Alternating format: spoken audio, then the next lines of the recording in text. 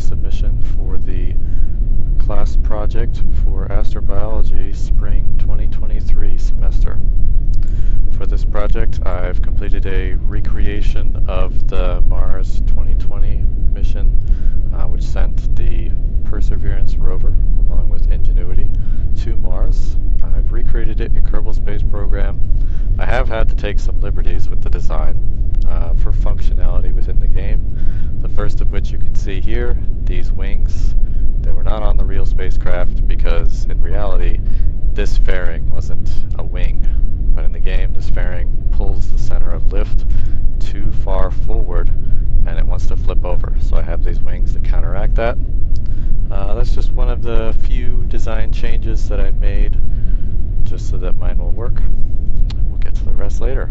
For now, we're currently in a transfer window to Duna, which is Kerbal's stand-in for Mars. It's a 1/10 scale solar system with a few changes. You know, it's not exactly the same as the real life solar system, but Duna is as close as we can get to having Mars in a video game. And according to NASA's website, they landed on a sort of dark section on Mars' surface. I think I'm going to try and land about here. I've done a previous mission to Mars, but we're not going to worry about that. This is just about Perseverance. So here we are on what should be Earth, but is actually Kerbin, and we are go for launch. Now, the Atlas V launches with a pair of RD-180 thrusters, as well as 4 solid rocket motors, which are part of the B541 launch system. The liquid fuel that the main RD-180s use is a mixture of kerosene and liquid oxygen. And we have to start turning over pretty quickly. So because this is a smaller scale than real life, the launch is going to be a lot faster. But I kind of follow a few segmented turnovers just to get orbits to work properly. So around 10 kilometers, I want to be tilted over 45 degrees. The atmosphere on Kerbin extends to about 70 kilometers, but in real life it's closer to 100 kilometers, and Earth is much bigger than Kerbin. 10 times on the whereabouts. That's our solid rocket boosters burning out. I've got some motors to pull those away from the spacecraft, just so that they don't hit anything and hurt my craft. For my design, these motors don't have quite enough thrust at launch to move the rocket upwards, but now that we've burned away significant portions of fuel in these tanks, the craft is a lot lighter and therefore it has the thrust-to-weight ratio to get into orbit. And we should be able to orbit and then some before we have to switch to the next stage, which we shall see in just a few minutes. So down here, my apoapsis, that's the highest point in my orbit, has just peaked the atmosphere. So, as I mentioned, atmosphere in the game is 70 kilometers, and I think I'm going to go for about 100 just to be fully out of the atmosphere, and also our altitude is only about 60, so I want to make sure that when I cut the engines off, we don't dip below the atmosphere before we leave the atmosphere. At least our projected trajectory should stay about where it's at for a little while. If we look at our ballistic trajectory, we are going up to our apoapsis and then back down into the ground to achieve orbit, we have to burn prograde so that we are falling at the same rate that we're moving forwards. So that all that acceleration from gravity is enough to keep us going around the planet rather than either if we're too fast going off or too slow crashing down. So I've got this maneuver set up, and it's going to take about half the delta V that we have left in this stage. Delta V is, of course, the amount of change in velocity that we can perform with the fuel that we have left, the engine efficiency that we have, and the mass that our spacecraft weighs.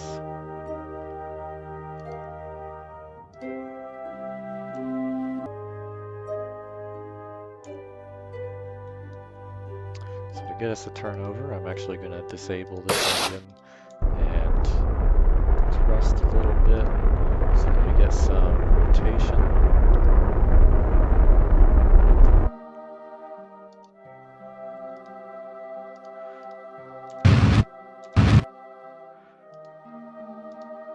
And it wants us to start our burn now. We've got a 20-second burn. We want to start 10 seconds before our change in velocity is expected because it's calculated as though it was instantaneous, but it does actually take time to burn all this fuel off. Once we're in orbit, then we are good to go for the next stage of the mission. So we are actually going to be making our transfer. I'm just going to call it Mars, making our transfer to Mars. And to do that, we need to move with the Earth because we are accelerating. We're going faster than the Earth. If we wanted to go lower towards the Sun, we would need to go retro against the Earth. But to do that, I'm going to take a look at Earth's orbit. You see it follows this line here. And I'm going to just add a maneuver along the Sun. It's not as efficient as it could be because we are also trying to move in this sort of direction. So I think we will get a little bit better change in our velocity moving it just offset a little bit. But you can see if we follow this burn, we're going to go all the way around here, and we're very close to doing it now. I'll offset a little bit. I'm going to tweak this somewhat. There we go. I'm actually going to look at Duna to see what our orbit is doing, and I need the controls to do that.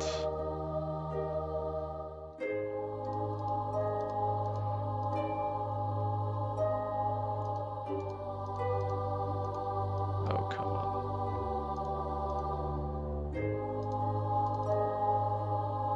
There we go. So, if I add velocity,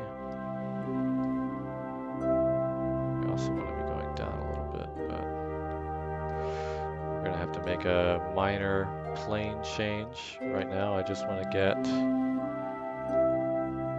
our orbit as close to lined up as possible. So, actually right after we leave, this is our ascending node. Basically, this is the point at which our orbit and the orbit of Mars kind of intersect along a point of rotation. So if I burn here, looks like I'm going to have to burn, you can say south, it's not really south, but just to get this periapsis down closer to Duna's surface, because we do want to intersect properly. That's going to take a full kilometer per second. And as it turns out, I have that in my next stage. So what we're going to do is get rid of this big old fairing. Of course, this is an approximation of Perseverance. As you can see, there are some differences.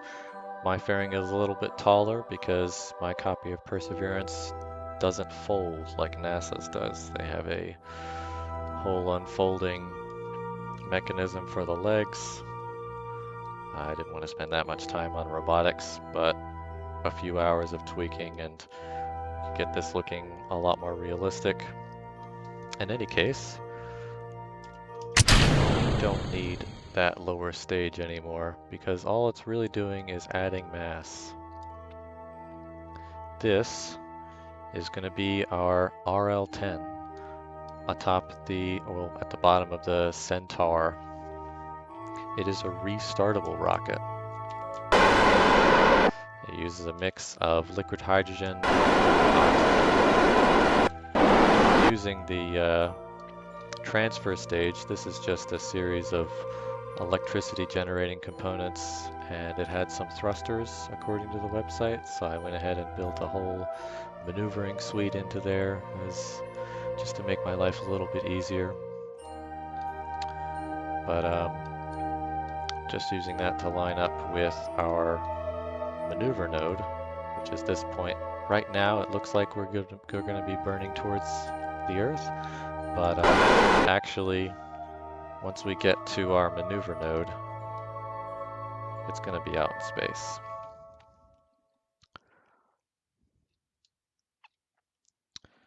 So right here, I'm just going to set it to follow the maneuver node. There are some reaction wheels in this craft, so we do get very small control authority thanks to the electricity collected by these solar panels. And once we get into the dark, a lot of that will be stored in the batteries on board.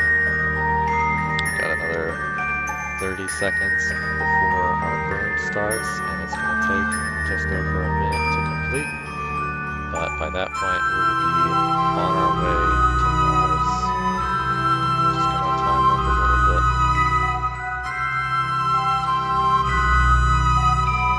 That way we can start our burn.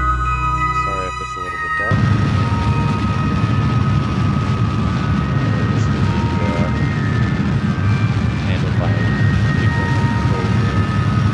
You'll be able to see the rocket connected with the cameras.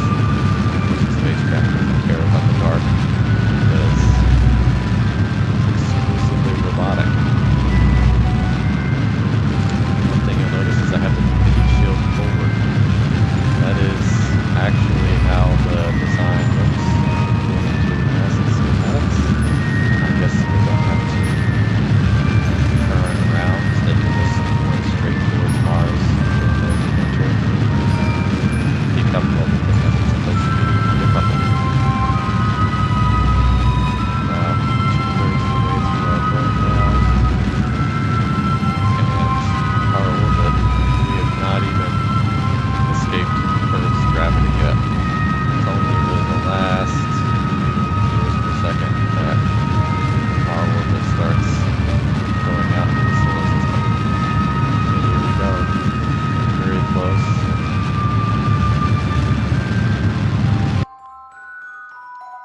About 1 meter per second over. But I have richer thrusters. RCS, which is what's a monarch propellant type thruster. So I can undo that last meter per second at delta V and get us lined up. I guess this is anti-normal.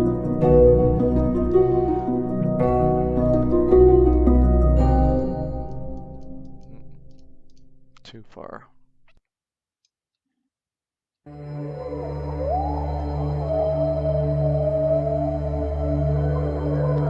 Smaller increments. This is a very small adjustment.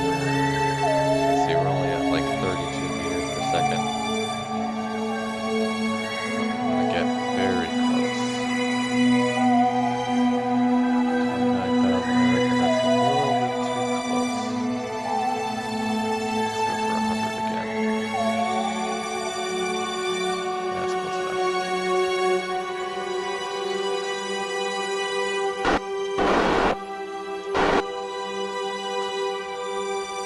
going to line up with our maneuver node. Of course, I've got solar panels facing just about every direction on this craft, so we should be pretty good for electricity, at least while we're still close to the sun. Of course, Mars is further out than Earth, but it's not quite as far as Jupiter or Saturn, so we still get quite a benefit off of solar energy.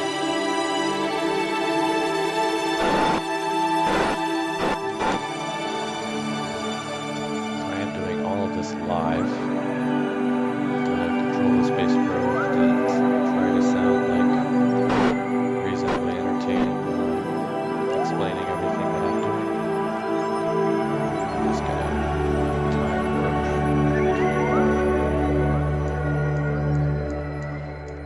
our maneuver node.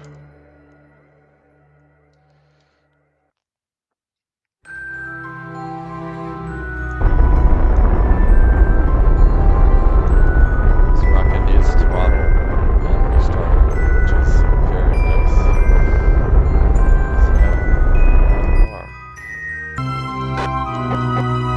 There we go. Now we've got our orbit set up reasonably well. So, normally, we would detach our stage here and just switch to this cruise stage, but I actually would like to save some fuel before picking out a landing spot. So make a small adjustment to our flight plan, just for the simple fact that I want to be able to choose exactly where we land, when we land, and not have to worry about having the delta V to make changes later.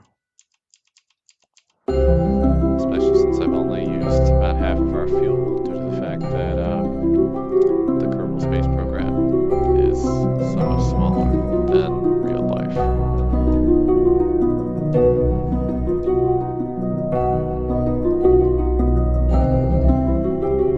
Now, we have to move with Mars so far ahead of us because Earth is just moving so much faster in this lower orbit. So that when we get to this point, Mars is there waiting for us. So we're getting close to Mars now. From this view, you can see that our interaction isn't changing our orbit a whole lot because it's not really an ideal slingshot. But if your goal is to change your orbit, you can set up slingshots.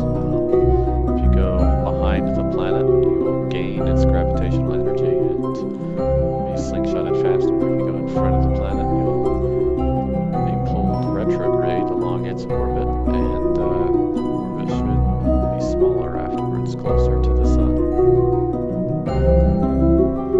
Of course, it's a little bit more complicated than that, but I'm not a NASA scientist. Now, Duna does have a very large moon. Luckily, it's not in the way this time, but you can see that this orbit is a little bit risky because we could just smack right into the moon, or our orbit could be pulled by the moon. The real life moon of Mars, Deimos, is tiny, and it has almost no gravity. If you were to stand there, the tiniest flex of your toes would send you basically into orbit of the moon, but certainly you wouldn't be stood there anymore. Alright, so now we are above Mars.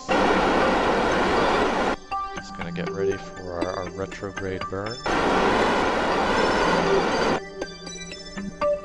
This is just the reverse version of what we did at our launch.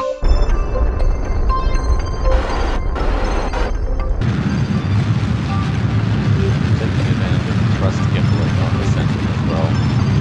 It's super useful to have an engine that not only is throttle, but also has some thrust vectoring and although lacking that, you could continue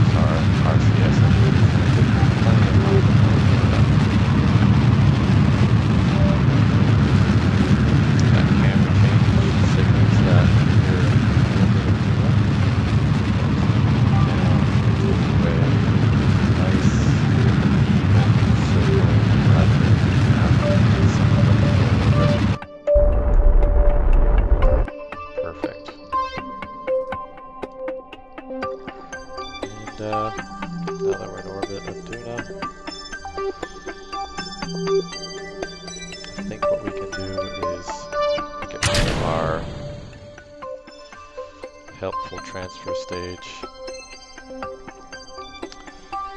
And probably would be good to point towards the sun too.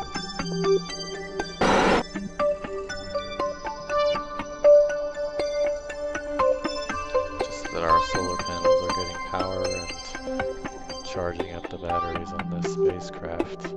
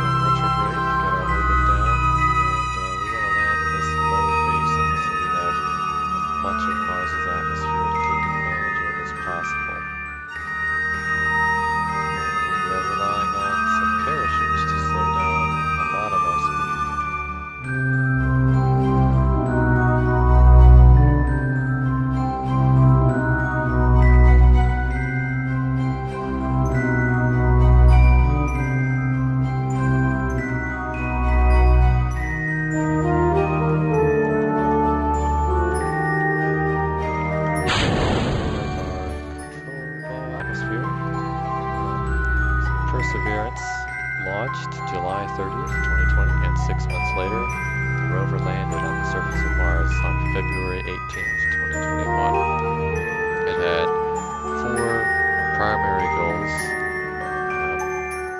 Goal A was to find rocks that had formed in environments which may have supported life. Goal B was to find rocks with any trace of life, ancient or otherwise.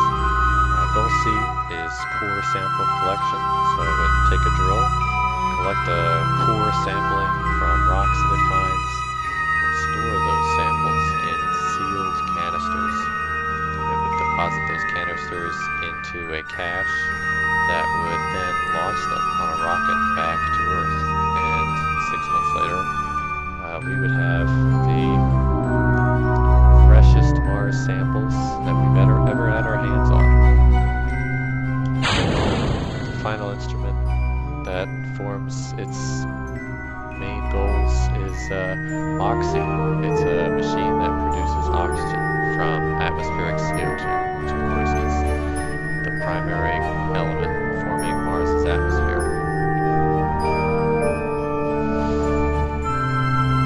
Now, to help with the location of these caches, not only are there satellites surrounding Mars taking pictures, but also the rover is taking pictures of the canister it deposits, which gives precision down to 1 centimeter, so that those caches can be found extremely accurately. Right now our parachutes are just starting to open, and we should get rid of our heat shield. So final descent basically begins now. There goes our heat shield. Soon it'll be slow enough for the main parachutes to open. Those are just the drogue chutes.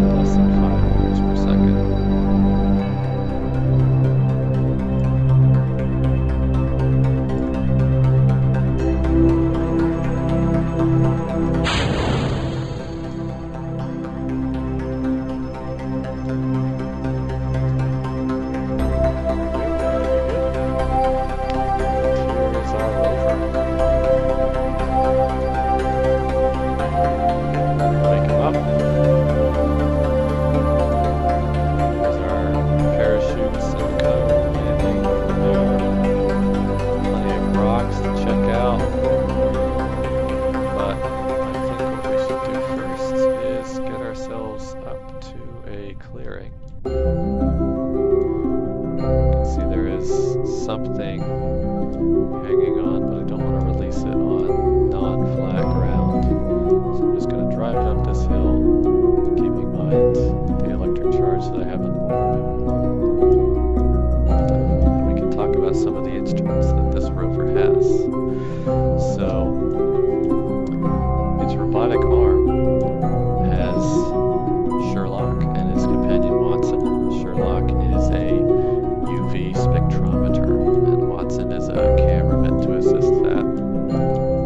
Then we've got Pixel, which is an X-ray spectrometer. There's a Meta system, which is weather analysis. I've got this antenna and it's sort of this machine here that analyzes the weather. It's got RimFax, which is a subsurface radar over on this side. Of course, we talked about Moxie. That's the machine that synthesizes oxygen from atmospheric CO2, and it's really just testing out if Mars can be suitable for long-term habitation. And of course, it's got some microphones for listening to the sounds of Mars, and probably one of its best features is it can drive by itself 200 meters every day and automatically map out Mars's surface as it does so. So I think that should be far enough from our landing site to let go of our little ingenuity. And I think Perseverance wants to have a look at it while it takes off. So let's just get that turned around. Of course, it's a little bit floaty. Hello. So I edited the part out, but I had to go out and redo my Ingenuity probe a little bit. I wasn't getting enough lift on Duna or Mars, as the atmosphere was too thin with the configuration that I had prepared.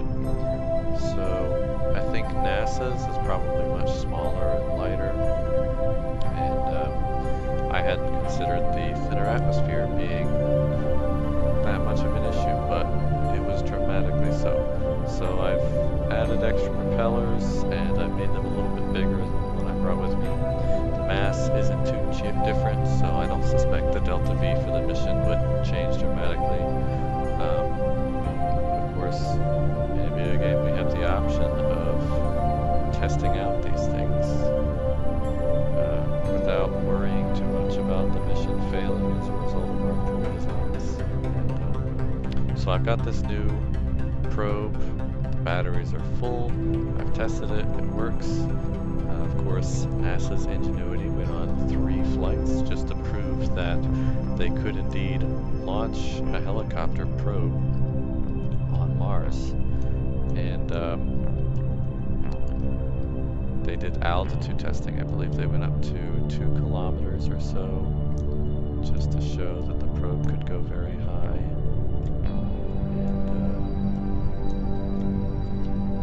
And coming down.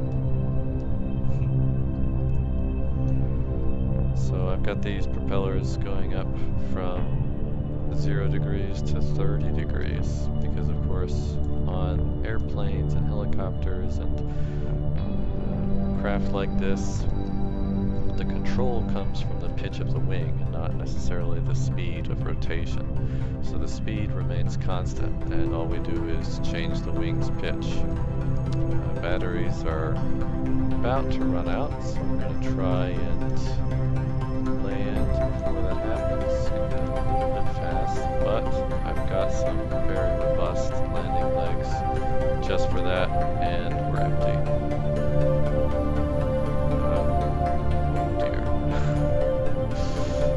Don't think Ingenuity had anything like this happen.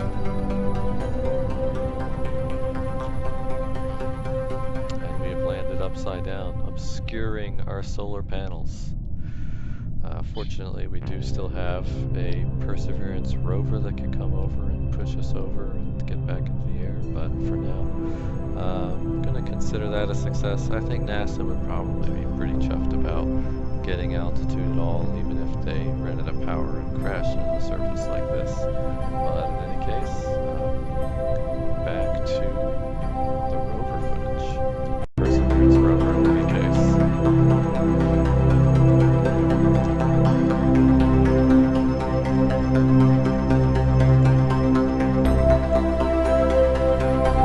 So Perseverance is powered by a radioisotope thermoelectric generator rather than the solar panels of the old rovers. It's got 23 separate cameras. Of course, some of them are for navigation, some of them are for engineering, diagnostics, and some of them are for sightseeing, just for taking pictures. There's cameras for scientific analysis as well. We can see pictures uploaded to NASA's website of just about all the pictures that Perseverance has taken over the years. It's got 256 megabytes of RAM. I guess that's all it needs. There's a lot more RAM going into running this simulation of Perseverance than Perseverance is actually using in real life, which is kind of interesting.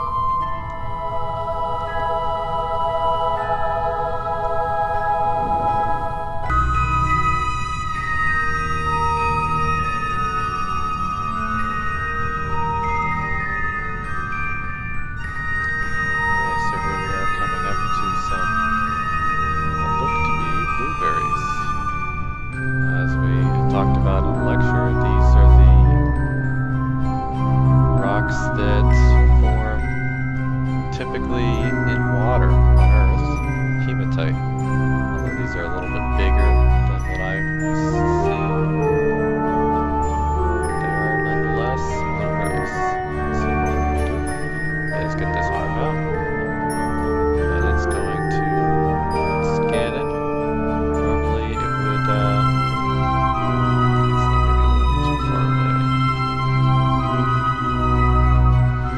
Normally it would take a core sample, insert that into the sample storage, and later it would deposit that sample canister into the sister ship. It's going to send those samples back to Earth.